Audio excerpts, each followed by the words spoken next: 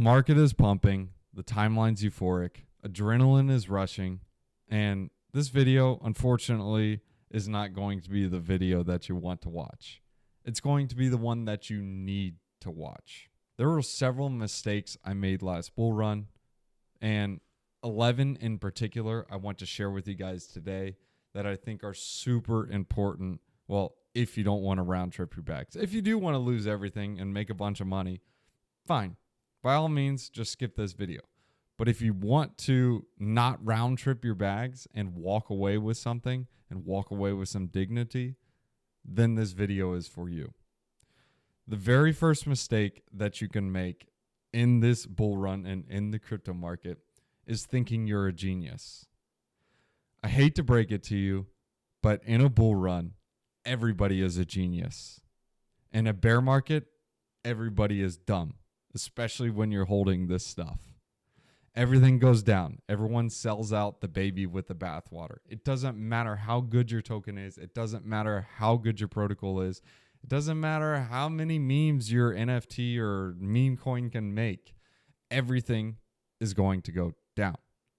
You're not a genius. It's just everybody is a genius season.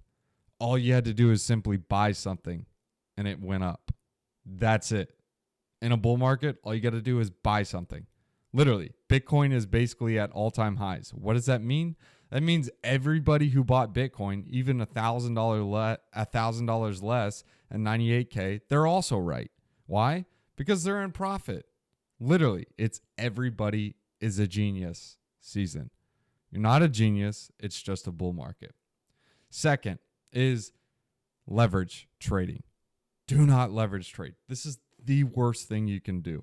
Why? Because when you win, you think you're smart. Then you keep doing it.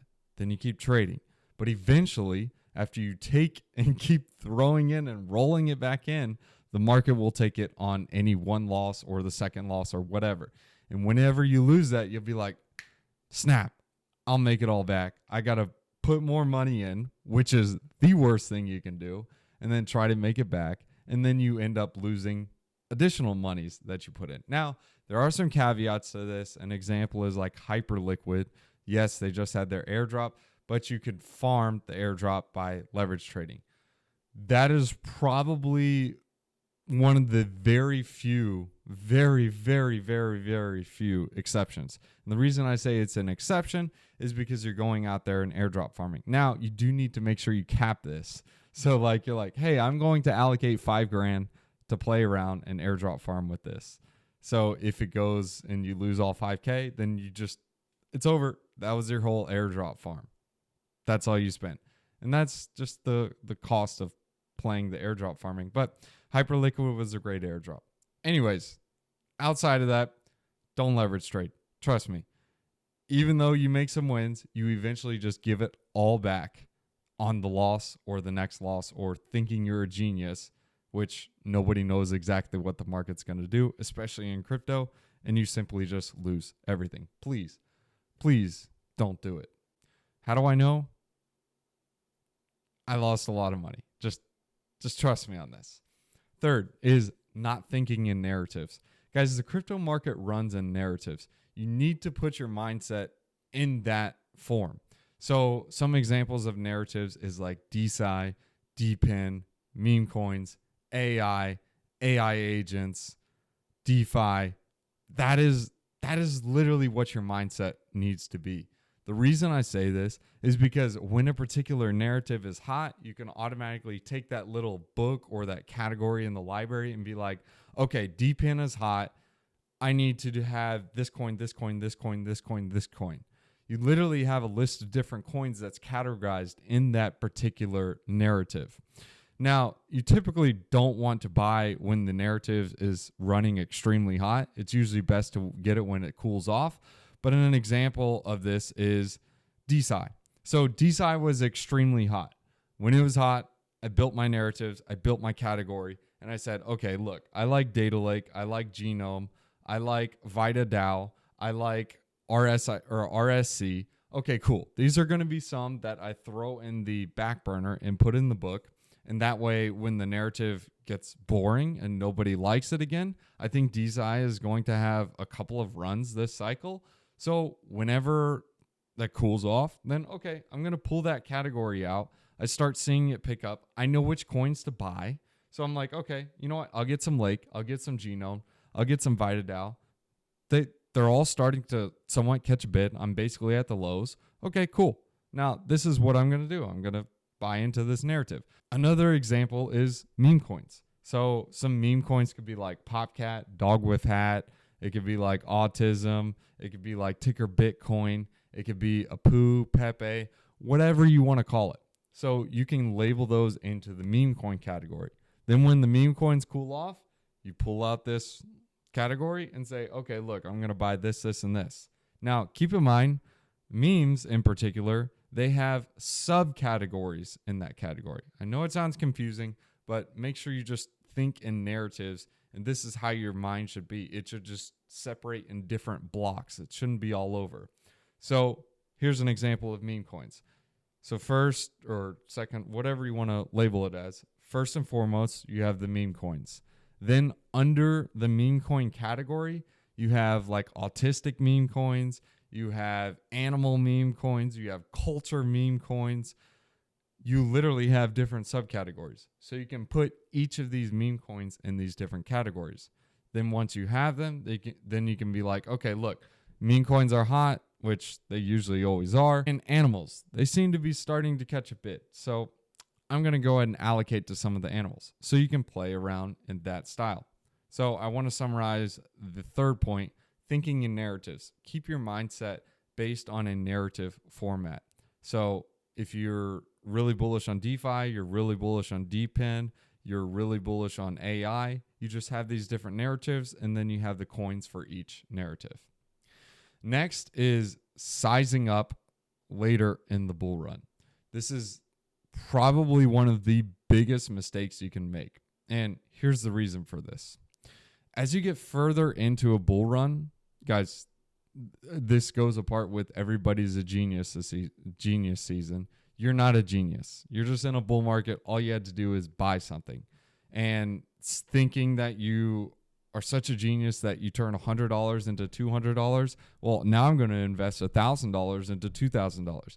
Typically, when this confidence switch occurs is after you make some money and then you start investing more. This is a really bad decision because as you get further into the bull run, that's when it's more and more likely to turn into the bear market. And the reason for that is these things happen in cycles. So if you want to size up, you size up early on. And as you get further into the bull run, you actually size down. So don't size up later in the bull run. Add in heavy early, and then later into the bull, you size down. So an example is if you're investing $2,000 every single play based on a particular conviction, later into the bull run, that should get into like $1,000, $500, $200, and shrink, get smaller and smaller because you need to be taking chips off the table and cashing out because everything, I repeat, everything is going to crash, even Bitcoin and even ETH. It literally happens every single cycle. And when everyone is feeding you all the Kool-Aid that we're going to the moon, we're going to millions and billions, whatever, strategic reserve, whatever you want to call it, there are going to be narratives that come out. It's going to turn around. It's going to become a bear market again. I'm not trying to be that guy. Guys, I'm literally in the crypto industry. Why would I be bearish on this industry? I'm just telling you everything happens in cycles. I'm just being real with you. This is keeping an open mind. For me, last cycle, this was meme coins and NFTs. I did not touch meme coins. I didn't touch NFTs. I didn't understand it. I didn't want to even try to understand it. I just thought if it had no utility, it's not for me. I was just a utility guy. And the problem with that is the best performers last bull run were the meme coins and NFTs. So it boils down to, do I want to be right or did I want to make money? So always keep an open mind. And if a new narrative comes up, especially when people are talking about it and they continue to talk about it and people are doing really well with it, there's probably a reason for that. And the quicker you are to be able to adopt that and be like, okay, well, this is a good narrative because so and so, instead of just, oh, it's no utility, I'm not even going to look into it because it's garbage. Don't do that. Get rid of that block in your head and keep an open mind and listen to what people are talking about and see what they are doing. That's why you have 2 eyes and 2 ears and 1 mouth. That 1 mouth will get you in trouble. Just listen and visualize and see what's going on. Just keep an open mind out there instead of just talking your own mind and talking your own brain and like, oh, utility season. That was me. So again, I'm making this video is not just for you. This video is actually for me. I record this, so I look at it and I'm like, okay, well, yeah, let's not make this mistake again this cycle. 6th is bag bias. Do you want to be right or do you want to make money this cycle? A huge example for me last bull run was Hex. I didn't hold any Hex and I was like, it's so dumb. They're basically worshiping this dude, Richard Hart. And it's like, it's not even a utility. It's literally a Ponzi, which everything in the crypto market basically is a Ponzi. I was like, yeah, I'm not going to touch it because I got bag bias. I only hold these utility coins and nah, I ain't touching Hex. What it boils down to is, do you want to be right or do you want to make money? I get it. Hex is, we'll just leave it at that. It's if you don't know what it is, just look up Hex and then you'll learn about the hexagons. And then remember this. Do you want to be right or do you want to make money? Don't have bag bias. Put that aside. Keep an open mind. Next is thinking in terms of risk to reward. So I'll give an example of a meme coin on Solana. So let's say this meme coin is trading at $50 billion. And the Solana market cap is 10 billion. And the total liquidity that they have on chain is about 8 billion. And yes, these are basically facts. Now the meme coin is just made up. Do I really think that meme coin is going to pull another 10x from here? And even if it did, like, is it worth that risk to reward? The risk is I lose everything. The reward is I make a 10x. So I have to think, opportunity cost wise, would this capital be better invested elsewhere? Or is this essentially a good play? So just based on just doing some basic numbers, just thinking in my head, it's probably a 99.99999999999% chance that this token just simply goes to zero.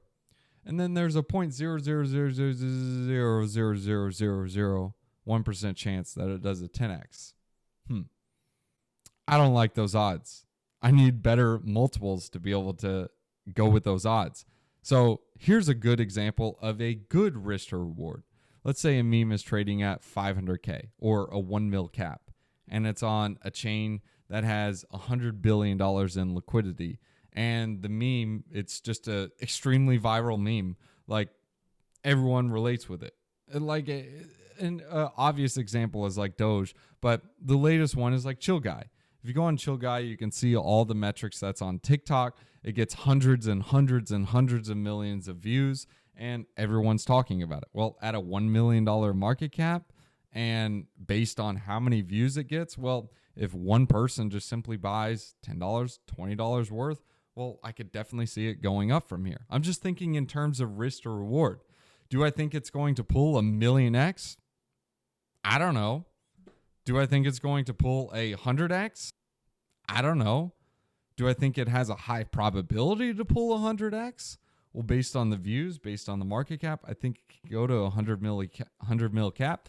Great, I'm in. So what I'll do is I'll buy 1 mil cap. It goes to 3 mil, take initials out, and then ride with house money. If it goes up to 100x, woo! If it goes to zero, it was a free look. I tried my best. So that is one thing to keep in mind, is thinking in terms of risk to reward. Number 9 is chasing stuff. Don't chase stuff. When you're holding a certain play or holding a certain position and you're like, man, this is a dead bag and ain't going nowhere, while everyone else's memes or tokens are pumping, that's usually the worst thing you can do. Now, hang on, with a caveat. Like if you are literally in a dead bag, like nobody is building, nobody is talking about it, like nobody is even working on this thing. This is just some random coin that I don't even know where you got. You just randomly bought it because you just wanted to. Then that's a different story. However, if it's something that the community is still there, the teams are building, the devs are doing stuff, don't rotate your bags. Be careful of chasing stuff, especially when a shiny new toy comes out and it's already up 100x. The worst thing you can do, especially in the bull run, is taking your coin, your quote unquote utility play or whatever token it is, and being like, I'm selling out, I'm buying this thing up or buying this thing that's up 200%. Here's what happens. You sell your bag, you buy that bag at 200%. This bag goes down like 50, 60%. And then that other bag you just sold out of goes up a 4x. What you do is then you're like, this thing's dead now. Then you sell this down at 50%, go buy the 4x bag. Then that 4x goes down 50%. Then this other bag that you literally just bought into and then just left, this one then goes up another 200%. How do I know? Because I did it last bull run. Don't chase stuff. Have your own conviction, have your own thesis, and make your own decisions. Next is position sizing. You cannot properly position size if you have no conviction and you're simply just buying what other people say. Position sizing is really important to understand. I'm not going to throw the same size at some random meme coin as opposed to something that I have high conviction in, that I've researched, that I understand, that people are building. Like, hey, look, this is a strong play. So here's a prime example of this. I'm not going to throw the same size of capital that I have going at like Rune or Akash or Render as I do to some random meme coin that just launched yesterday on Radium. Like, I'm not going to do that. That is not how the game works. If I put in a lot of research and I put in a lot of effort, I build a thesis, I build a conviction, I'm going to pay more for that. And the reason for that is if it does a 2x, a 3x, why am I just going to do a 2 or 3x on $100 or $200? Instead, I can invest based on what my conviction is and what my thesis is, and then pay myself for it. You pay yourself in the returns. So again, position sizing is huge. This position sizing is also important for the other fact that if you size in too heavy and you didn't really have full conviction on it and it goes down 50%, especially when you're just buying something that someone else tells you to buy, you end up selling the lows. And the other side is true, is if it goes up 200%, 300%, and you had extremely high conviction, but you didn't size right, you're like, I don't care. I'm not going to buy a bunch of it because it's crypto. It's risky. Yeah, of course it is. And it goes up 300% and you didn't size right, then you'll be kicking yourself because you're like, man, I invested $100 when I just put in like hours of research and I should have invested $1,000. Now, keep in mind, whenever a coin goes up, you never invest enough. And when it goes down, you always invested too much. So don't kick yourself too bad, but just make sure you at least think in terms of position sizing. Now, I did say there were 11, but there's actually 12. So the next one is simply having confidence. This is your 11th one. You need to have confidence to make your own decisions and think for yourself. You're going to get a lot of stuff wrong, but you are also going to get some right. Learn from your mistakes and understand that the money that you lose or the money that you make, it's the cost of tuition. For some, that cost of tuition is extremely expensive. And then for others, they actually get paid to go to crypto college. So don't get on yourself too hard. You are a student, and this is the school of crypto. Welcome. Last but not least is giving all the glory to Him. God provides the increase for those that follow Him, and He provides the increase that do His will. I'm literally just a pawn. I'm doing the best that I can, and it's just an honor to be able to have the blessings that He provides. But just make sure you sit down and appreciate that And even when there are losers, when there are winners, still appreciate you're blessed to be on this earth and be able to enjoy in the blessings that he has. Let's go ahead and hit you guys with a wisdom one-liner. We're in Proverbs chapter 22, verses 9. The generous will themselves be blessed, for they share their food with the poor. Guys, be good, be righteous, be generous. If you guys want to join the exclusive Discord, there is a link in the description below. You guys can see what I'm doing in the markets and the different plays that I'm in. You can also check out some of the previous videos I made on YouTube. And if you guys enjoyed this video, enjoyed this content, drop a like, subscribe to the channel, and tell me your biggest mistake last bull run. Be good, be righteous. Peace out.